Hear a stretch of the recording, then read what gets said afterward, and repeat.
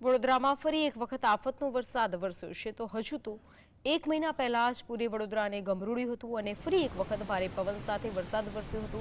શહેરના સિટી વિસ્તાર, નવાપુરા, રાજમહેલ રોડ, માંજલપુર, મકરપુરા, અલકાપુરી સહિતના વિસ્તારોમાં વીજળી ગુલ થઈ ગઈ હતી, જેથી લોકો પરેશાન થયા હતા। મેઘરાજાએ શહેરને ફરી એક વખત ગમરોડ્યું છે।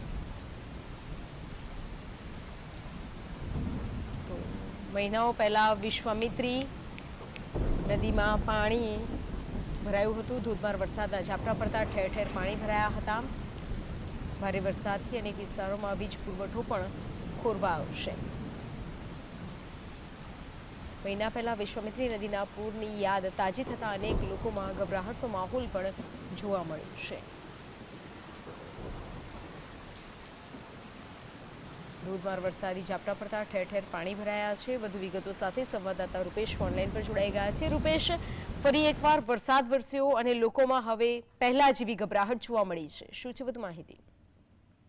ચોક્કસ રીતે ગઈકાલે વર્ષ પડ્યો, બુધવારે સમી સાંજે વડોદરાને ધમરોડી નાખ્યું વરસાદે અને ફરી એક વખત 2 ઇંચ કરતા વધુ વરસાદમાં લોકોમાં ગભરાટનો માહોલ જોવા મળ્યો।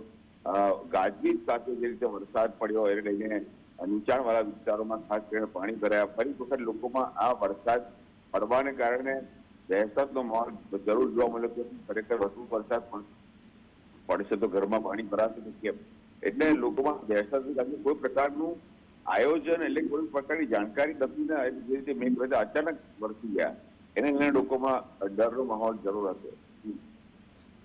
જી રૂપેશ, જોડાઈ માહિતી આપવા બદલ આપનો આભાર।